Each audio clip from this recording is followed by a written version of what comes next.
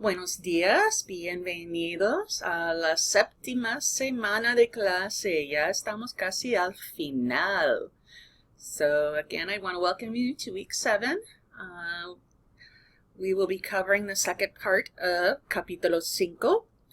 And so this week, los objetivos específicos son, so your specific objectives are, you're going to be able to ask and tell about a variety of topics using pronouns to refer to both indirect as well as direct object pronouns.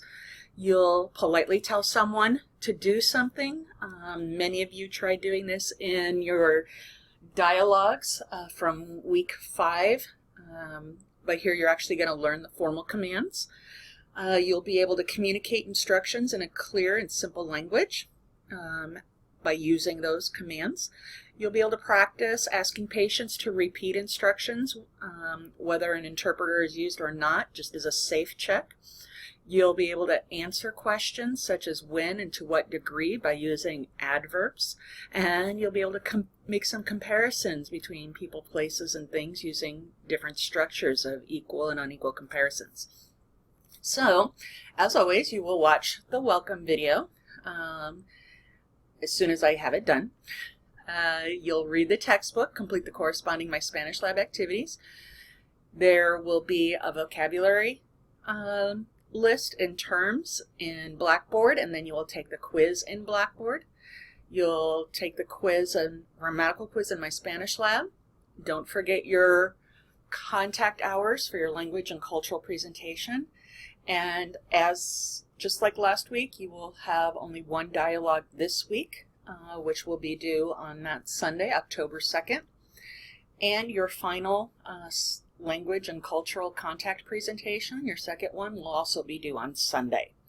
And don't forget that the following week is our last week of classes, and on October 6th and 7th, we will have our final oral exam. There's not a final written, but there's a final oral exam in a very similar format set up as to how your midterm oral exam was.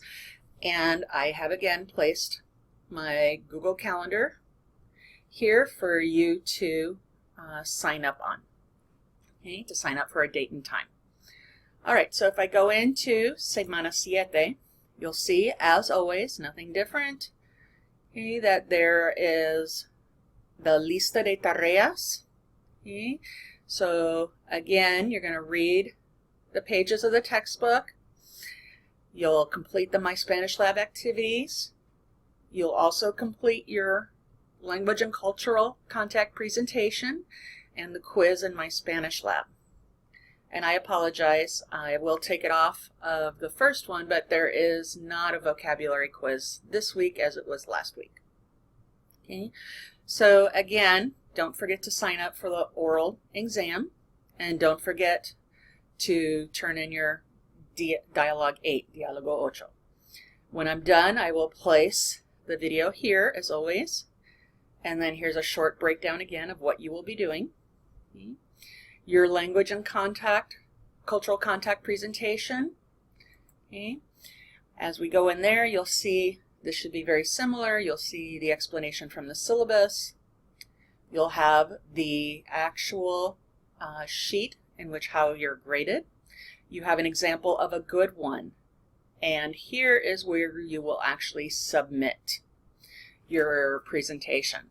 Now you may choose to use, since Google Hangouts on Air is being phased out and will be gone by the end of September, you may want to try using something like Screencastify, or even the program which I am using right now, which is Screencast-O-Matic. Okay.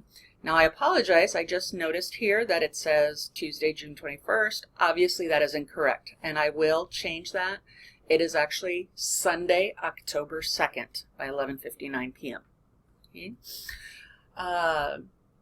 One thing I do want to mention is on your last cultural contact presentations, overall, you all did a very good job.